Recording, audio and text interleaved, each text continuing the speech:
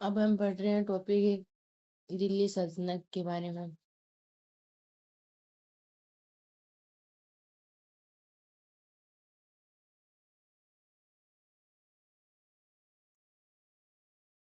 दिल्ली को अपनी सत्ता का केंद्र बनाकर 1206 ईस्वी में से 1526 ईस्वी तक विभिन्न राजवंशों व सुल्तानों ने शासन किया था। इस कालखंड के इन राजवंशों को सामूहिक रूप से दिल्ली सल्तनत कहा जाता है। इस अध्याय में हम इस कालखंड 1206 से 1526 ईस्वी के दौरान दिल्ली के शासकों तथा मेवाड़, रणथंभौर, जालौर के शासकों के मध्य संबंधों की बारे में बताएंगे। अब सर्वप्रथम हम दिल्ली सल्तनत व मेवाड़ के शासकों के मध्य संबंधों को स्थापित देखते हैं। जे जेतर सिंह 1213 से 53 ईस्वी। कुमार सिंह के बाद शासक बना जेतर सिंह हमारे अध्ययन काल 1206 से 1526 ईस्वी का प्रथम महत्वपूर्ण मेवाड़ का गुहिलवंशी शासक था। जेतर सिंह के समय दिल्ली के सुल्तान इल्तुतमिश का नागदा पर आक्रमण हुआ। इसे भूताला का युद्ध 1227 ईस्वी भी कहा जाता है।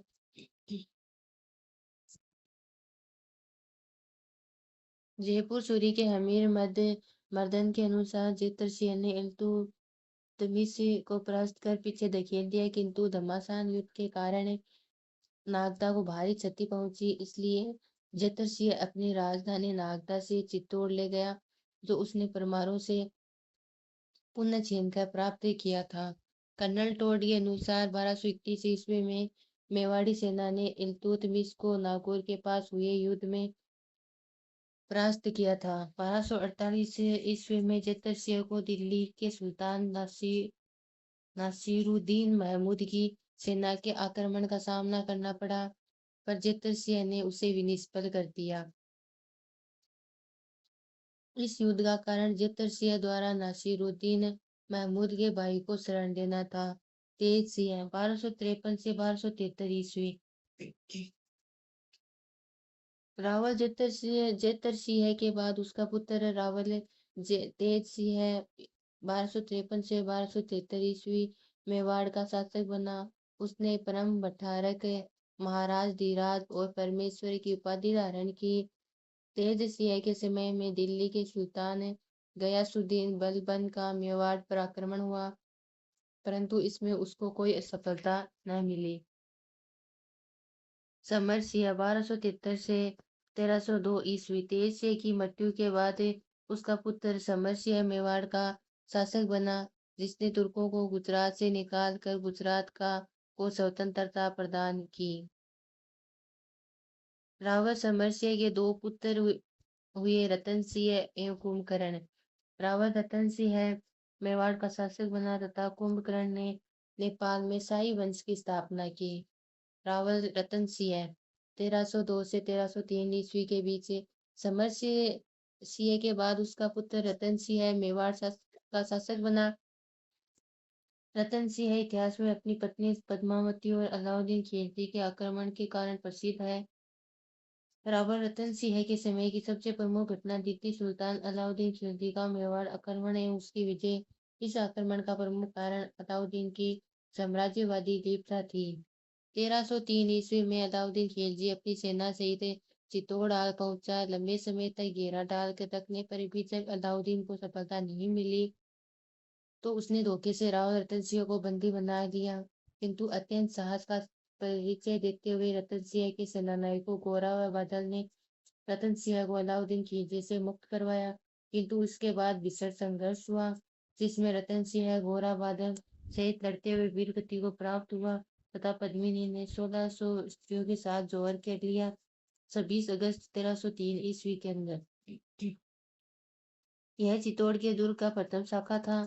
जैन ग्रंथ अनाभिनंदन जीर्णोद्धार प्रबंध तथा अमीर खुसरो की खजाइन उल फुतूह के अनुसार राणा रतन सिंह बंदी बना लिए गए थे। अलाउद्दीन खिलजी का दरबारी इतिहासकार अमीर खुसरो अपने ग्रंथ खजाइन उल फुतूह तारीख-ए-अलाई में इस संघर्ष का वर्णन करता है, जो स्वयं युद्ध स्थल पर उपस्थित था। चित्तौड़ पर अधिकार के बाद अलाउद्दीन इसे अपने पुत्र खिज़र खां को सुपुर्द करके चित्तौड़ का नाम बदलकर खिजाबाद कर देता है। ताइबी पीर की दरगाह में इसका उल्लेख मिलता है। खिज़र खां 1311 ईस्वी तक चित्तौड़ का प्रशासक था रहा। बाद में जालौर के शासक कन्नड़ देव के भाई मुछाला मालदेव चित्तौड़ का प्रशासक बना। पद्मिनी सिंहल द्वीप के शासक गंधर्व सेन माता चंपावती की पुत्री थी। राघव चेतन नामक तांत्रिक ने अलाउद्दीन को पद्मिनी के बारे में बताया था। चित्तौड़ विजय के बाद खिलजी सेना ने आसपास के भवनों को तुड़वाकर किले पर पहुंचने के लिए गंभीरी नदी पर जो रास्ते में पड़ती थी एक पुल बनवाया गया और पुल में शिलालेख भी चुनवा दिए गए जो मेवाड़ के इतिहास के लिए बड़े प्रमाणिक स्रोत हैं। चित्तौड़ की तलहटी के बाहर एक मकबरा भी बनवाया गया जिसमें लगे हुए 1310 ईस्वी के फारसी लेख में बताया गया है कि अलाउद्दीन खिलजी उस समय का सूर्य ईश्वर की छाया और संसार का रक्षक था। पद्मिनी की कहानी का ऐतिहासिक उल्लेख मलिक मोहम्मद जायसी की रचना पद्मावत में किया गया है।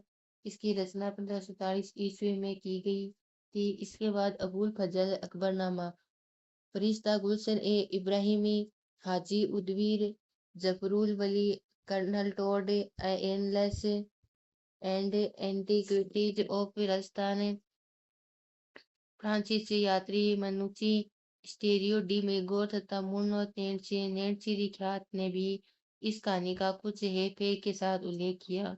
बुंदी के प्रसिद्ध कवि सूर्यमल मिश्र व कुछ आधुनिक इतिहासकारों ने पद्मिनी की कहानी की ऐतिहासिकता को स्वीकार नहीं किया है।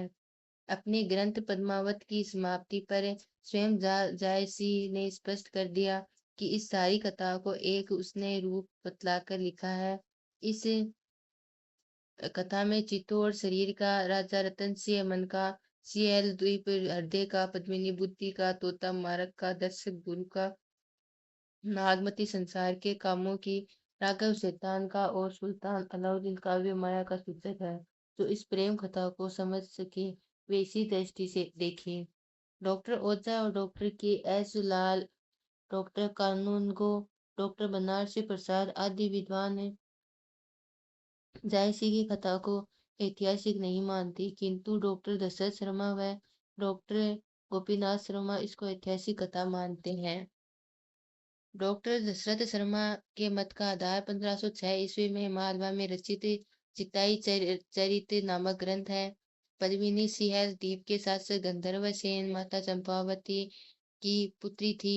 राघव चेतन नामक तांत्रिक ने अलाउद्दीन खिलजी अलाउद्दीन को पद्मिनी के बारे में बताया था। हीरामन उसका तोता था।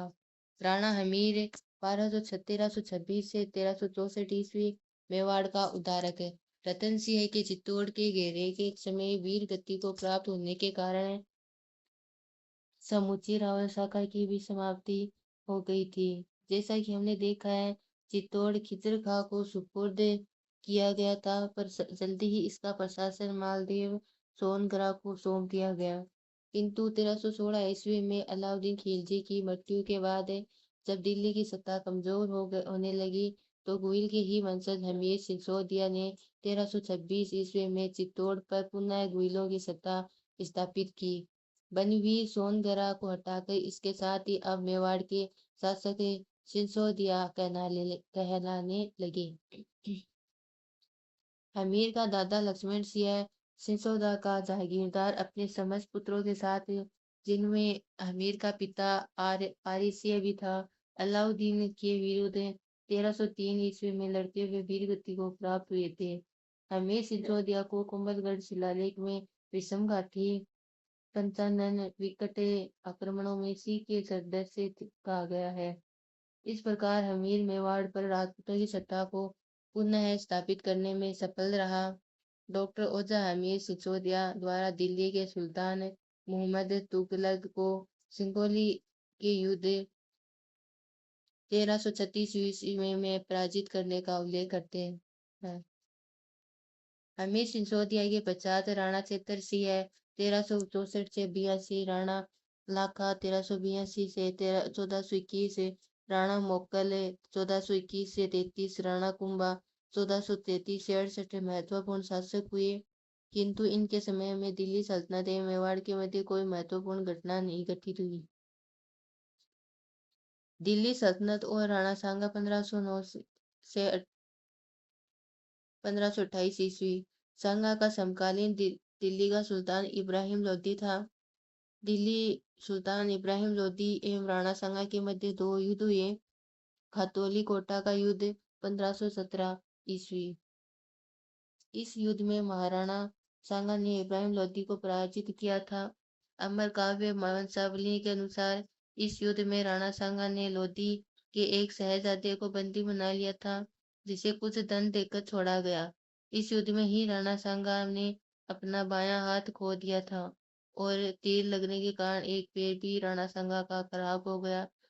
यही कारण है कि कर्नल टोड सांगा को सैनिकों का भग्नावशेष कहते हैं। इस युद्ध में विजय के परिणाम स्वरूप राजपूताना में ही नहीं वरन संपूर्ण उत्तरी भारत में राणा सांगा की धाक जम गई थी। उसके बाद बाडी का युद्ध 1518 ईस्वी। दूसरे वर्ष सुल्तान ने मियाँ हुसैन फरमूली तथा मियाँ माखन के साथ एक बड़ी सेना को राणा के विरुद्ध पहली पराजय का बदला लेने हेतु भेजी, परंतु महाराणा सांगा ने धौलपुर के पास बांडी नामक स्थान पर 1518 ईस्वी में इब्राहिम लोदी के सेनानायकों को पराजित किया था। दिल्ली सल्तनत व रणथंभौर के संबंध। कुतुबुद्दीन ऐबक ने पृथ्वीराज चौहान के पुत्र गोविंदराज, जिसे मोहम्मद गौरी ने अपने अधीन अजमेर का शासक नियुक्त किया था, से अजमेर लेकर उसे रणथंभौर का राज्य प्रदान किया। इस प्रकार गोविंदराज ही रणथंभौर में चौहान वंश का संस्थापक है। उसके उत्तराधिकारी क्रमशः वल्लन देव, प्रहलादन और वीर नारायण हुए। वीर नारायण के समय दिल्ली सुल्तान इल्तुतमिश ने रणथंभौर पर आक्रमण किया, जिसे वीर नारायण ने सफलतापूर्वक विफल कर दिया, परंतु वह इस संघर्ष में मारा गया। वीर नारायण के बाद में शासक वाघभट्ट बना। वाघभट्ट के समय रजिया सुल्तान ने मलिक कुतुबुद्दीन व हसन गौरी के नेतृत्व में रणथंभौर पर आक्रमण किया। वाघभट्ट के बाद उसका पुत्र जयसिम्हा शासक बना। जयसिम्हा ने अपने शासक काल में ही अपने पुत्र हमीर देव को रणथंभौर का शासक बना दिया। उसमें हमीर देव चौहान है, वो 1282 से 1301 ईस्वी में आया। हमीर जेतरसिंह का ज्येष्ठ नहीं वरन तीसरा पुत्र था, पर उसकी योग्यता से प्रभावित होकर जेतरसिंह ने उसे ही अपना उत्तराधिकारी चुना। हमीर की दिग्विजय नीति। राणा हमीर देव चौहान ने दिग्विजय की नीति अपनाई और उसने समस्त उत्तर पश्चिम के राजपूत शासकों को जीता। हमीर ने सर्वप्रथम भीमरस के शासक अर्जुन को हराया तथा मांडलगढ़ से कर वसूला। यहाँ से दक्षिण की ओर बढ़कर हमीर ने परमार शासक भोज को हराया। इसके बाद चित्तौड़, आबू, काठियावाड़, पुष्कर, चंपा होते हुए स्वदेश लौटा। त्रिभुवनगिरी के शासक ने भी हमीर की अधीनता स्वीकार की। इस विजय के अभियान से लौटने के बाद हमीर ने कोटियजन मेघ जैसा ही का आयोजन किया, जिसका राजपुरोहित विश्वरूप था। हमीर का समकालीन दिल्ली का सुल्तान जलालुद्दीन खिलजी था। जलालुद्दीन खिलजी ने 1290 ईस्वी में झांसी के दुर्ग पर आक्रमण करके उसे जीत लिया। इस दुर्ग को बचाने का हमीर ने प्रयत्न किया, परंतु गुरुदास सैनी, जिसने चौहान सेना का नेतृत्व किया था, वीर गति को प्राप्त हुआ। झांसी की विजय से जलालुद्दीन खिलजी का साहस बढ़ गया और इसने आगे बढ़कर रणथंभौर दुर्ग का घेरा डाल दिया। अमीर खुसरो एवं बरनी की तारीख ए फिरोज शाही के अनुसार दुर्ग को जीतने के जलालुद्दीन के समय प्रयास असफल रहे। अंत में सुल्तान ने दुर्ग की घेराबंदी उठाने तथा वापस लौट चलने का आदेश दिया। सुल्तान जलालुद्दीन ने कहा कि ऐसे 10 दुर्गों को भी मैं मुसलमान के एक बाल के बराबर महत्व नहीं देता। जो ही सुल्तान की सेना लौटी गई कि हमीर ने झांसी पर पुनः अपना अधिकार स्थापित कर लिया।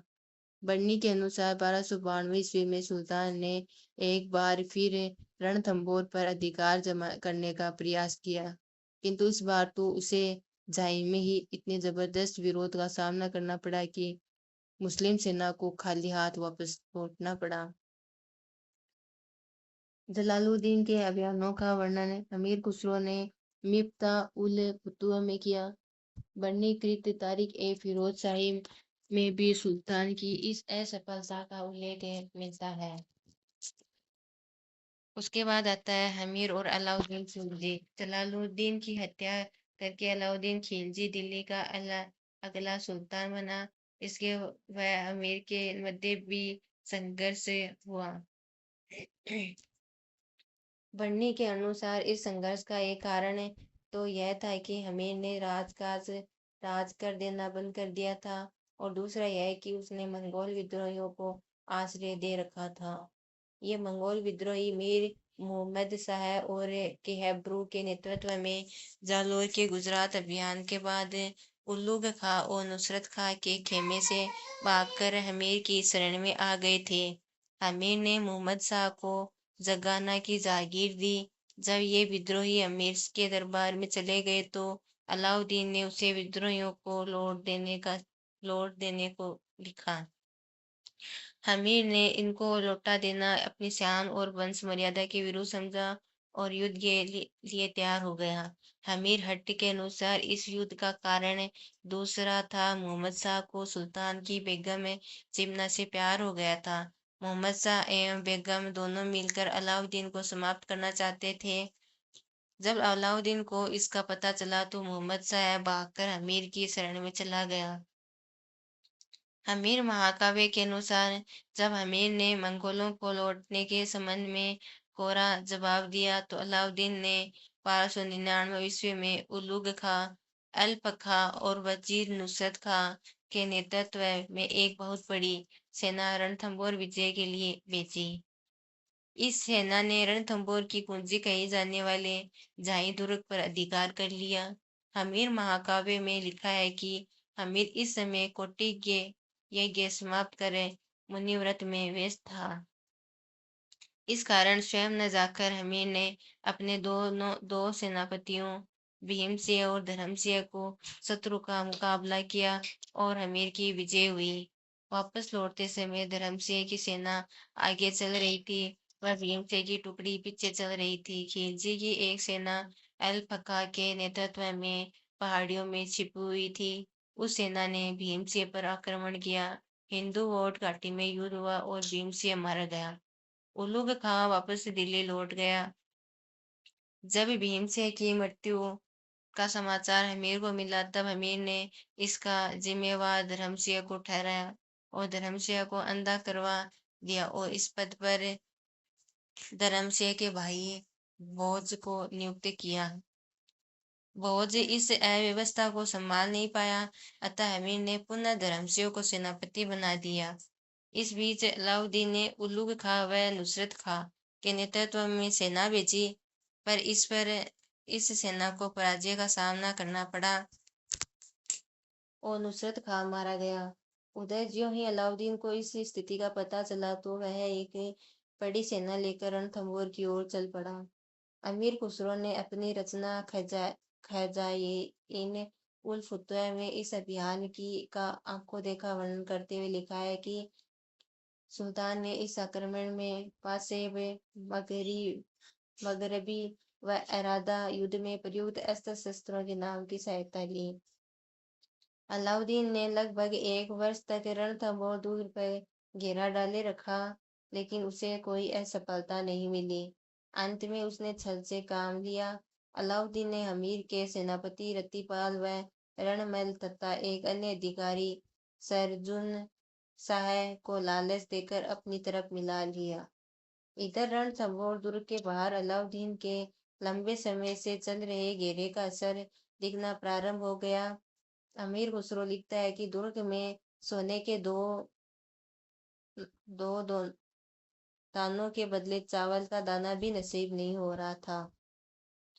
अतः अमीर ने शत्रु से आमने सामने के मुकाबले का निश्चय किया। उसकी पत्नी रंग देवी के नेतृत्व में जोहर संपन्न हुआ। कुछ विद्वानों का मानना है कि रंग देवी ने दुर्ग में स्थित पद्मला तालाब में कूद गए जोहर किया था। यह राजस्थान का प्रथम जल जोहर माना जाता है। अमीर की बेटी देवल ने भी जल जोहर का वर्णन किया था। इसके बाद राजपूत सैनिकों ने केसरिया धारण कर शत्रु सेना से घमासान युद्ध किया। अमीर देव लड़ता हुआ वीर गति को प्राप्त हुआ। 11 जुलाई 1301 ईस्वी एक के दिन रणथंभौर पर अलाउद्दीन का अधिकार हो गया। इस युद्ध में मीर मोहम्मद शाह भी हमीर की ओर से लड़ते हुए घायल हो गया। राम हमीर देव की मृत्यु के संबंध में हमीर महाकाव्य का कथन है कि युद्ध में विजय की आशा नहीं देख हमीर ने भगवान शिव की इस प्रतिमा के समक्ष स्वयं तलवार से अपना शीश काटकर शिव को अर्पण कर दिया। उसका यह कार्य कमल पूजा कर वीरगति पाना कहलाता है। इसामी के अनुसार इस युद्ध में हमीर के परिवार का कोई भी सदस्य जीवित बंदी नहीं बनाया जा सका। इसामी ने लिखा है कि जब घायल अवस्था में मोहम्मद शाह एवं कैबरू मंगोल नेता को अलाउद्दीन के सामने लाया गया तो वे गांव के दर्द से कराह रहे थे। अलाउद्दीन ने उनसे पूछा कि यदि तुम्हारी चिकित्सा करवा दी जाए और तुम्हें जीवन दान दे दिया जाए तो तुम क्या करोगे। उन्होंने उत्तर दिया कि सबसे पहले तो हम तुम्हारी हत्या करेंगे, उसके बाद अमीर देव के किसी वंशज को रणथंभौर की गद्दी पर बिठाकर उसकी सेवा करेंगे। अलाउद्दीन ने उन दोनों की हत्या करवा दी। बाद में रणमली और रत्तीपाल को अलाउद्दीन के सामने लाया गया। अलाउद्दीन ने उनसे कहा, जब तुम अपने सहधर्मी एवं स्वामी शासक के ही नहीं हो सकते तो मेरा क्या हो सकते हैं। उनकी भी हत्या कर दी गई।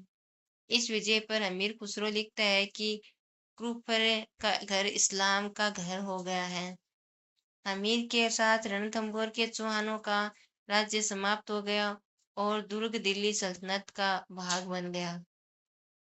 अमीर ने अपने पिता जयसिंह के 32 वर्षों के शासन की याद में रणथंभौर दुर्ग में 32 खम्भों की छतरी बनवाई, जिसे न्याय की छतरी भी कहते हैं। हमीर देव ने अपनी पुत्री पद्मला के नाम पर पद्मला तालाब का निर्माण करवाया। हमीर के दरबार में विजादित्य नामक कवि रहता था।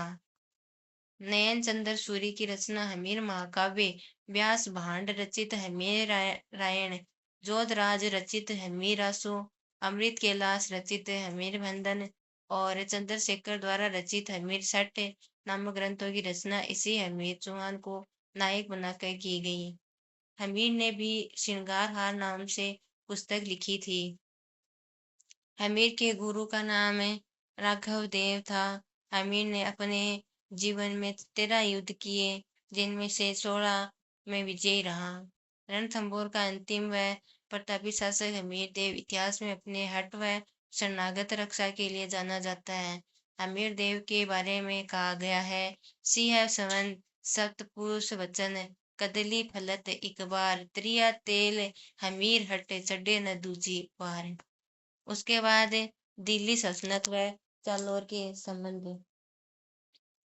चौहानों की नाडोल शाखा के कीर्तिपाल ने 1181 ईस्वी जालौर को परमारों से छीनकर अपने अधिकार में ले लिया और वह वहां का स्वतंत्र शासक बन बैठा। इस प्रकार कीर्तिपाल जालौर शासक के चौहान वंश का संस्थापक बन था।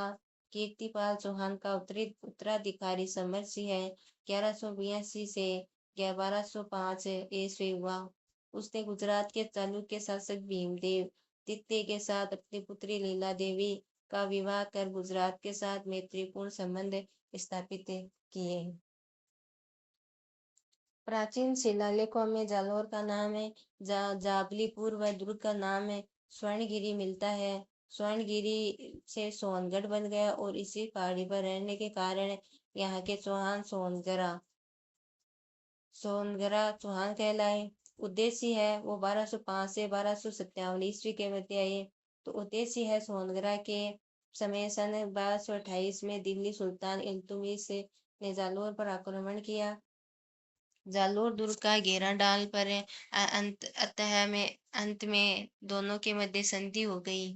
कानड़ दे प्रबंध के अनुसार 1254 ईस्वी में दिल्ली के सुल्तान नासिरुद्दीन महमूद ने उद्देश्य पर आक्रमण किया, परंतु मुस्लिम सेना को परास्त होकर वापस लौटना पड़ा। उदयसिंह के बाद चाचिंग देव 1257 से 82 ईस्वी जालोर का अगला शासक बना। बरनी के अनुसार चाचिंग देव के बाद उसका पुत्र सामंत सिंह है 1282 से 1305 ईस्वी जालोर का शासक रहा। इसके समय में जब 1291 में जलालुद्दीन खिलजी ने जालोर पर आक्रमण किया तो इसने इस आक्रमण को बाघेला राजा सारंग देव की मदद से उसे निष्फल कर दिया। कानड़ दे चौहान सामंत सिंह का पुत्र वह उत्तराधिकारी था जो 1305 ईस्वी में जालोर का शासक बना। इस समय दिल्ली का सुल्तान अलाउद्दीन खिलजी था। उसके और कानड़ दे चौहान के संबंध उतार चढ़ाव वाले रहे। कानड़ दे प्रबंध में वर्णित है कि जब अलाउद्दीन खिलजी ने 1298 ईस्वी में गुजरात विजय के लिए अभियान किया तो मार्ग में जालोर पड़ता था। उसने कानड़ दे को कहलवा भेजा कि शाही सेना को अपनी सीमा से गुजरने दिया जाए, परंतु कानड़ दे ने मना कर दिया। इससे खिलजी व कानड़ दे के संबंधों में खटास आई। फरिश्ता के अनुसार 1305 ईस्वी में ऐन उल मुल्क मुल्तानी ने कानड़ दे को समझा बुझाकर अलाउद्दीन ने से संधि को तैयार कर लिया और उसे दिल्ली ले आया। कानड़ दे ने अपनी स्थिति खिलजी दरबार में उचित नहीं पाई और जब एक दिन सुल्तान ने इस बात पर दर्प सा प्रकट किया कि कोई हिंदू शासक उसकी शक्ति के समक्ष टिक नहीं सका, तो यह शब्द कानड़ दे को चुभ गए और वह सुल्तान को अपने विरुद्ध लड़ने की चुनौती देकर जालोर लौट गया और युद्ध की तैयारी करने लगा। इधर मोहम्मद नैन्सी एक और कारण बताता है कि जब कानड़ दे का पुत्र वीरम अलाउद्दीन के दरबार में था तो हरम की एक राजकुमारी फिरोजा उससे प्रेम करने लगी, पर वीरम उसका प्रेम निवेदन अस्वीकार करके जालोर लौट जाता है। कानड़ दे प्रबंध में इसके बाद का वर्णन मिलता है कि जब सुल्तान को जालोर पर आक्रमण करने में कोई सफलता न मिली तो फिरोजा स्वयं गढ़ में गई जहां कानड़ दे ने उसका स्वागत किया, परंतु पुत्र से उसका विवाह करने से इनकार कर दिया। हताश होकर राजकुमारी दिल्ली लौट गई। कुछ वर्षों के उपरांत अलाउद्दीन ने फिरोजा की एक दाई गुल बिहिस्त को आक्रमण के लिए भेजा। उसे यह कहा गया कि वीरम बंदी हो जाए तो जीवित लाया जाए, यदि मारा जाए तो उसका सिर लाया जाए। खिलजी सेना विजयी रही। वीरम में वीर गति को प्राप्त हुआ तो उसका सिर दिल्ली ले जाएगा। वहां फिरोजा ने उसका अंतिम संस्कार करके स्वयं यमुना में कूद अपनी जान दे दी। अलाउद्दीन और सिवाना का साका। सिवाना दुर्ग जालोर दुर्ग की कुंजी है। उस समय सिवाना दुर्ग का दुर्गपति शीतल देव था। जुलाई 1308 ईस्वी को अलाउद्दीन के सेनापति कमालुद्दीन गुर्क ने दुर्ग को घेर लिया और शीतल देव के सेनापति बावला को अपनी ओर मिला लिया। बावला ने दुर्ग में स्थित महादेव कुंड में गोरक्त मिला दिया। इसके बाद दुर्ग रक्षकों ने खिलजी सेना के साथ आर पार की लड़ाई का निर्णय लिया।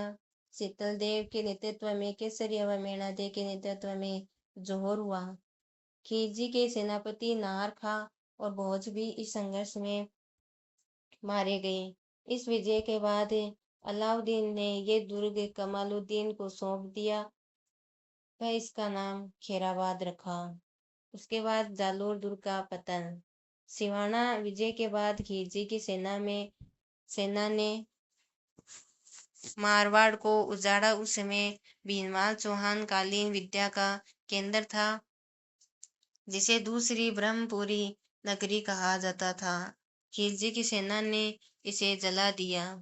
जालोर दुर्ग पर जब खिलजी सेना ने आक्रमण किया, उस समय खिलजी सेना का सेनापति मलिक नाइब कमालुद्दीन गुर्ग था। कानड़ देव के सेनापति दहिया बिका ने कानड़ देव के साथ विश्वासघात किया। वह दुर्ग की गुप्त सुरंग का रास्ता खिलजी सेना को बता दिया। दहिया के इस विश्वासघात का पता चलने पर उसकी पत्नी हीरादे ने दहिया को मार डाला।